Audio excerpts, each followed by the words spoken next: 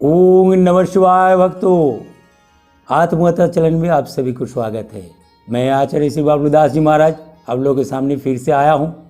आज भी एक सवाल का जवाब लेकर आया हूँ भक्तों, और सवाल मज़ेदार है। आशा करता हूँ इसका जवाब भी आप लोगों को अच्छा लगे। तो आज का सवाल क्या था, चलते हैं सवाल की तरफ। मेरे शिष्य लोग या भक्त लोग ने मुझे सवाल किया है कि गुरुजी,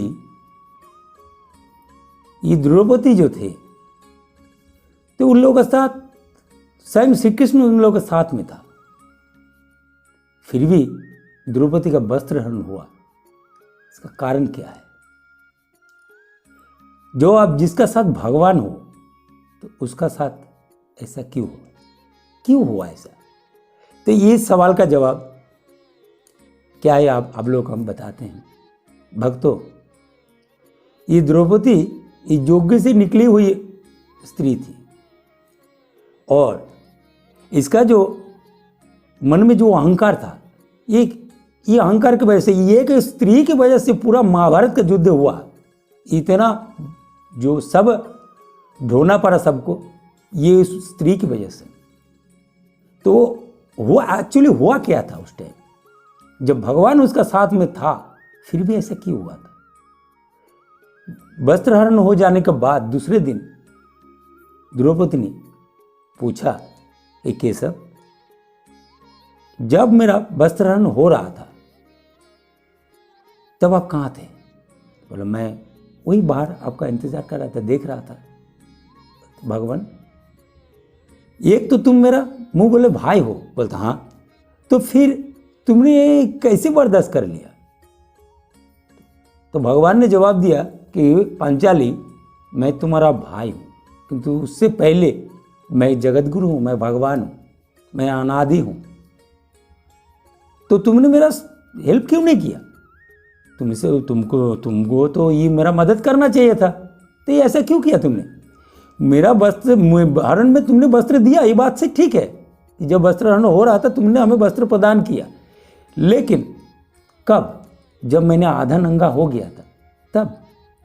तो उससे पहले तुम नहीं दे सकते थे वही वस्त्र, तुम अगर पहले दे देते तो झंझट नहीं रहता। तो भगवान ने बताया कि द्रौपदी, मेरा कुछ कानून है, कुछ नियम है, उसका अंदर मुझे रहना पड़ता है। तो कैसे? तो याद करके देखो, जब दुशासन ने तुम्हें खींच के ला रहा था बाल पकड़ के, तब तुमने क्या बोला कि दुशासन ऐसा काम मत करो, मैं जोग्य से नहीं हूँ, मैं वैसा लड़की नहीं हूँ। ये तुम्हारा अहंकार था। तो दुशासन फिर भी तुमको पकड़ के लाया। लाने के बाद तुमने क्या बोला कि मैं साफ दे दूंगा, ये हो जाएगा, वो हो जाएगा। उससे भी कोई नहीं डरा। उसके बाद तुमने क्या बोला कि मेरा 5 पति हैं, सूरवीर है सब, कि पति का अहंकार था तुम्हें। बाद में देखा ये पति सब बैठे हैं, निर्बल होकर बैठा है, इन लोगों को कोई ताकत नहीं है, सब सर झुका के बैठे थे। बस उसके बाद तुमने क्या किया? अपना बल प्रयोग किया। जब दुशासन तुम्हारा वस्त्र पकड़ के खींच रहा था, तब तुमने अपना ताकत इस्तेमाल की, अपना बल को प्रयोग किया। तो उससे जब तुम नहीं सके तब उसने वस्त्र खींचने लगे। जब तुम आधा नंगा हो गए तब तुमने मुझे पुकारा कि एक सब रक्षा करो, तो मैंने तुरंत दे दिया वस्त्र। तुम्हारा ऐसी परिस्थिति की वजह से मुझे तुमसे ज्यादा तकलीफ हुआ, बहुत तकलीफ हुआ। इस तकलीफ की वजह से मैं बहुत तकलीफ से बाहर, सिर्फ मैं इंतजार कर रहा था कि तुम कब मुझे बुलाओगे। जो हमें नहीं बुलाते, मैं उसके पास नहीं जाते, उसका मदद नहीं करते। तो भक्तों, ये तो था पुराण कथा। इसका सार क्या है देख लीजिए। वहां श्री कृष्ण बाहर खड़ा था, लेकिन आज श्री कृष्ण आपका अंदर है, आपका भीतर है, सब कुछ वो देखता है, आपका अंदर है श्री कृष्ण। फिर भी आप जो तकलीफ बर्दाश्त करते हो ना, उनको अच्छा नहीं लगता, लेकिन आप गलती से भी एक बार बुलाते नहीं हो। ये भगवान तब तक आपका मदद करेगा जब तक आप अहंकार रहित हो जाओगे। आपका अंदर अहंकार नहीं रहेगा, काम नहीं रहेगा, क्रोध नहीं रहेगा, तब तक भगवान आपको मदद नहीं करेगा। जब तक इस शरीर में आपको मौजूद है, आपका अंदर जो अहंकार है कि मैं फलाना हूँ, मैं ये हूँ, मैं वो हूँ, तब तक आप फंसते रहोगे। हर आदमी फंस जाता है, बड़े बड़े लोग फंस जाते हैं। तो भक्तों, आपको ध्यान रखना चाहिए कि भगवान मेरा अंदर है। भगवान को शरण करो, अहंकार रहित होके, ईर्षा, अहंकार, क्रोध, काम, लोभ, मोह, मद, इस सब से परे होके भगवान को शरण करो, भगवान आपको मदद करेगी। कुछ लोग ऐसे भी बोलते हैं कि भगवान के इशारे के बिना एक पत्ता भी नहीं हिलता। तो मतलब मनुष्य जो काम करते भगवान कराते हैं। इस बात को भी आपको हम समझा देते हैं कि ये मनुष्य जो काम करते हैं ये भगवान कराते हैं। मनुष्य को, भगवान के बिना मनुष्य को कुछ नहीं कर सकता। ये जो 4 वेद है हमारा, ये 4 वेद बताते हैं, एक वेद बताते हैं कि भगवान सुंदर है, भगवान सब कुछ का करता है, भगवान सब कुछ करता है। ये आपका ऋग बोलता है, साम बोलता है। अगर भगवान सब कुछ करता है तो लोग जो चोरियां कर रहे हैं, बलात्कार कर रहे हैं, लोग जो गलत काम करते हैं, लोग दूसरे को ठगते हैं, तो भगवान करवा रहा है, तो इसका सजा लोगों को क्यों भोगना पड़ता है? भगवान भोगे आके, है ना? तो देख लो, ये भी एक सवाल है। तो यहां ऋग साम आया, जोदू बोलता है कि भगवान अकर्मा है, कुछ नहीं कर सकता। भगवान अगर कुछ कर सकता है तो मनुष्य ऐसा क्यों है? भगवान अगर सुंदर है तो मनुष्य सुंदर होना चाहिए। कोई काला, कोई गोरा, कोई लंबा, कोई छोटा, ये क्या है? तो मतलब इसका भगवान में, इसमें भगवान का कोई रोल नहीं है। तो भक्तों, आपका जानकारी के लिए बता दे, ये अथर्व क्या बोलता है। देखिए, अथर्व बोलता है कि भगवान सब में है, भगवान सब कुछ करते हैं, लेकिन वो काम भगवान नहीं करते। कैसे, क्या है, आपको हम बता देते हैं कि देखिए, ये शरीर जो होता है ना मनुष्य का, ये शरीर तभी चल सकता है। इस शरीर में सब कुछ है, 2 आंखें हैं, कान है, मुंह है, जवान है, हाथ है, पैर है, सब कुछ है। सोचने के लिए दिमाग भी दिया हुआ है।